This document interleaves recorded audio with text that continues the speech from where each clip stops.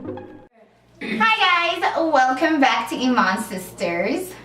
I'm Farhia. Bishara. Who wants to start with their story? Okay, I can start mine. Okay. So my topic that we're gonna discuss is about Dayah Al-Noshi and his wife. For the people that don't know who Dayah Al-Noshi is, he is a young artist based out of, my voice is going in and out. Dayah Al-Noshi is a young artist based out of Mogadishu. He's a Somali singer, and his wife and himself had an anniversary party, and they were feeding each other cake, and they proceeded to kiss each other in the mouth.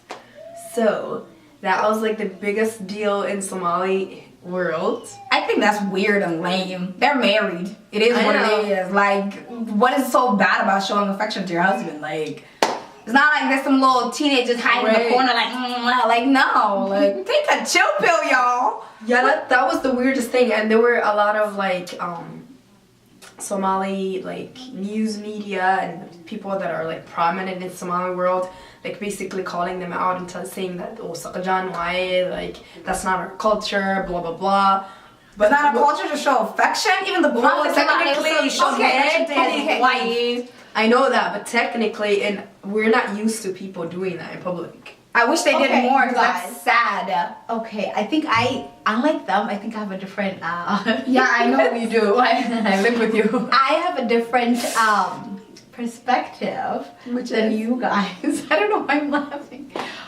Okay, so I'm like, okay, I understand your points and I understand, okay, they're married and that's okay. But at the same time, like they're a public figure. They're in public. They'll make faces. That's why I'm laughing. So should they show that they're in love, then they love each other? It's sad that we grew up not seeing our parents and people in general show love to each other. How are people supposed to know what love looks like if when you walk around everywhere, you don't even sit next to your wife? Okay, I think that's the difference. There's a way of showing affection without being overly there. We're not currently in a state where like the Somali culture is not ready for that much affection. I don't know if that makes sense.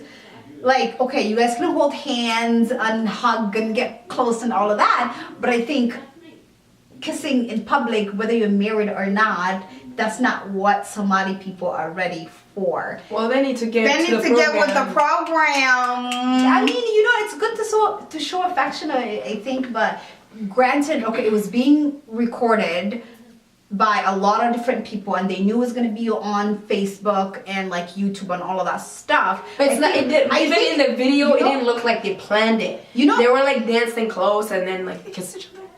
Yes, I don't think they sat down and said, you know what, like we are gonna make major news. We're gonna kiss each other. Like, I think they were just probably in the moment, and like people shouldn't be told, oh, you can't really show affection or love or whatever. It's your husband, like, or wife, whatever. I think they just took it too far. Like if they had their personal opinions, that's fine. But like for them to call them Saqajan and like they're not married, like that's just, I think, out of line to me.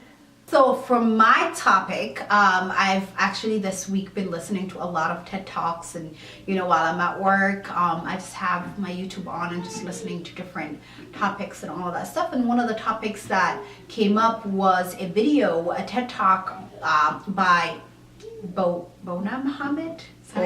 Bona Muhammad, is that how you say it? Muhammad?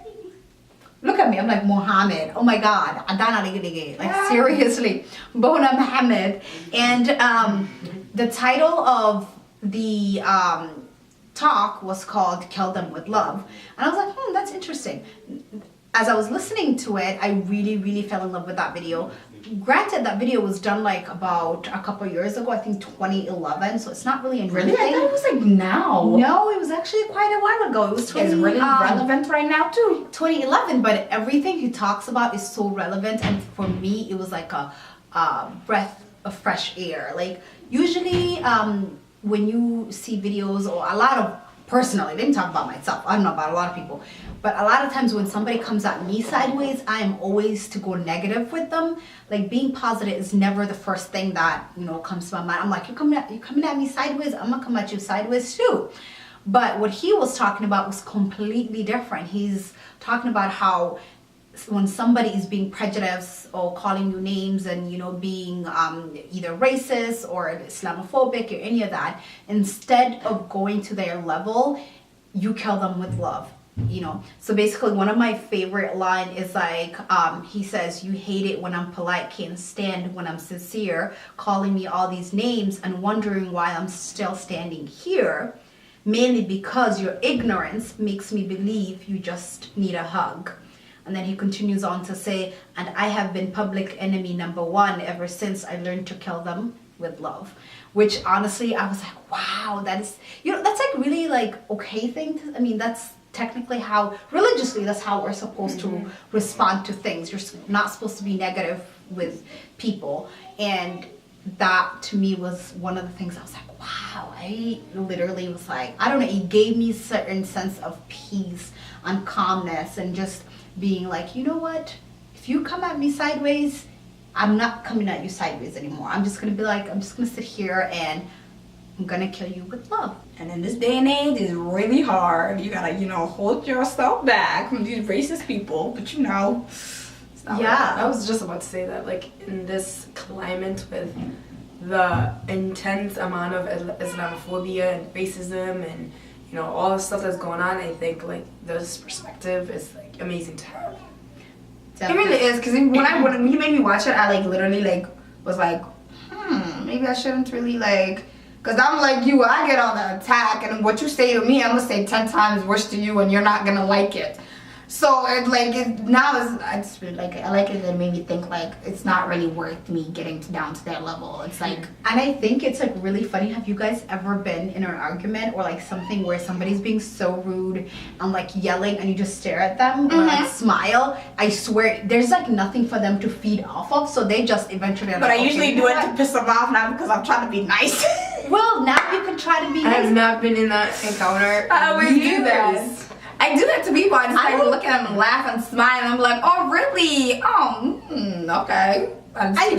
His approach, the thing is, the difference with his approach, he wasn't talking about it like to do that to antagonize. Antagonize. That's what I said I was doing. Yeah, I know, but for him it was like, you know what? And then one of the lines that he had, he was something about, we come from the same mother, so I'm gonna respect my mother. Something about like we both came from Adam and Eve, so when you insult my heritage, you're insulting yours too. I was like, wow, that's actually a really good one. Right. And I just honestly, it's just been, I loved it. It's just, I think it's one of the things I'm going to listen to every single day too. And it's a poetry, so I love poetry and all of that stuff, so it's really nice.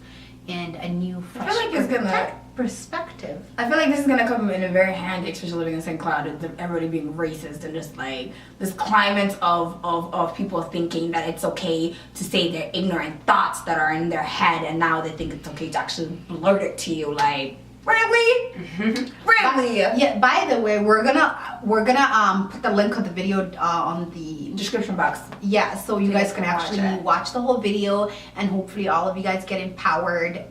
So our next topic is about Love and Hip Hop Miami, Amara La Negra. So in the first couple scenes of the new season, it was her and Young Hollywood, the rapper. Not rapper, he's the producer. And he was pretty much telling her like she needed to change her look because she's like pretty much, she's the Afro-Latina, like she pretty much is like my skin complexion. Yeah, right? Either way, not my skin, it doesn't matter about the skin complexion she is.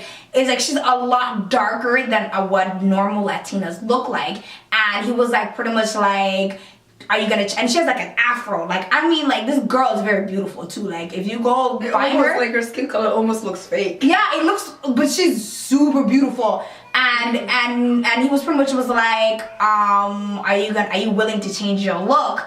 And for her, it's like the reason why she keeps the afro, the reason why she does and keeps her look is to make people understand that Afro-Latinas exist, because you really never really see really dark-skinned Latinas on like TV or anything. Or have you ever watched a telenovela? There's none. There's zero. True, yeah. So it's like her whole thing is like, I'm not gonna change myself, and I'm not gonna change my hair, I'm not gonna change anything about myself. I'm Afro-Latina and I don't care. And then he was like, the question he asked was, are you African or are you Latino? Like, what he said, what is up with the afro? Is it because you have an afro, or are you from Africa? Like, he was just so ignorant. He was really ignorant, and it was just like... Okay, hold up. Okay, I'm really clueless. Obviously, I haven't watched that, so I have no idea what you guys are talking about. So is the Hollywood... He's a producer. He's a Latin producer. Oh, he's Latin. Okay, I was trying to figure out. So is he African or is he African American? No, he's Latin. He's Latin, like a normal color. And lighter complexion. But he's like pretty much looks like that. And she went to him to help her pretty much like try to get out of just like the Latin scene. She wants to like now produce music for a lot of different things. Okay. And then he was pretty much bashed her, calling her a freaking Nutella queen and did this. Like I just wanted to go into the TV and I was like, what's wrong with you? He called her a Nutella queen? Yeah, and he called her psycho. Yeah. Why? Okay, hold on. Nutella queen, like because her skin. No, I get that part. So it's just sad that it doesn't matter where you are, the fact that your skin is black is always a wrong thing. You know, isn't it like the same thing with the Somali people too? Like with this whole ades and you know, like trying to like make your skin lighter, and that it's literally a business. Like people. I love my skin complexion and never changing. I love my darkness too. So but you know, it really is. I don't think it's only exclusive to Latin people. I think that's I was saying like it doesn't matter where in the world you are. Like dark skin is always like perceived as wrong or bad or not desired versus if you're light pretty or which I think is stupid. I've seen some very pretty dark skinned girls and I've seen some very pretty light skinned girls. It doesn't really matter who you are at the end of what skin color you are. At the end of the day, if you're happy with yourself, I think that's the only thing that matters to me. I think the only time where it becomes unacceptable is when people start to discriminate or start to put you down because of the color of your skin, and that happens in every demographic. So whether it's Muslims, we all know that, you know, darker skinned people get discriminated against, whether you want to admit it or not. It happens. So, you know, as well as in the Latin world, as well as in America, like that's something that happens. And I feel like regardless of where you are in the world, if you're a black person, like you get discriminated against. You get negativity thrown your way all the time. Right. And I think it's just that we just all have to remind ourselves, and we have to teach our kids to be very, very content with their skin tone or their culture or their religion, whatever it is. And because the more you teach your children to be content with who they are, the harder it is for other people to put them down or attack. Like they always have a rebuttal. Like you come at me about my skin color, I don't care because I am very happy and content with my skin color. I think we need to like teach confidence to our kids that are black, because like in this world, like you get attacked for everything. If you're Muslim, you're black in America, like that's like a double-edged sword. So I think it's important for us to teach our children to be confident. Actually, we get the trifecta. And we're Muslim, we're black, and we're Muslim. So we call women. Oh, what did I say? You said Muslim already. Muslim. Well, we're Muslim, women, and black. So we just have people coming our way every single direction. And I think confidence and being content with your gender, your religion, and your color is definitely something that's important. At the end of the day, it is reality. It is what's going on in our society currently. We just have to be happy and content with who we are. Yeah, because I swear, I don't think, like, I would be so happy with my skin complexion if you guys didn't, like, instill that in me as well. Like, you guys loved you guys' skin complexion and didn't want to bleach. Like, even though I feel like when y'all were in high school, people used to bleach the fuck out themselves. And, you know, and you guys never fell into that. And, like, it made me, like, love my skin complexion. I'm like, I never ever in my life thought about bleaching. I would never think about it. And that's because I didn't have no one telling me like my skin complexion was wrong. Like I thought I was like a normal person. Actually, I never thought I was like the first time it ever clicked to me like is when I was on vacation and somebody was like, "You're pretty for a dark skinned girl," and I was like, I was like, you could've just said I'm pretty. Bye. You just had to add little. You know, it's like a backhanded compliment. Yeah, right. Yeah. So I think like just for us, for a takeaway from this segment about Amara La Negra is the fact that she's confident, she embraces who she is, she doesn't listen to anybody, like people talking about her afro or her skin color, like she owned it, she, you know, embraced it, and I think she walked away from that dumb producer like, bye boy. Yep. She gives And you that's it. Bye, Felicia. Exactly. She already did it. She just walked away, and I was like, yes. And that's the kind of mind frame we need to teach our kids. If you liked our video today, please like, Comment. Subscribe. so you can be our, Part of our squad.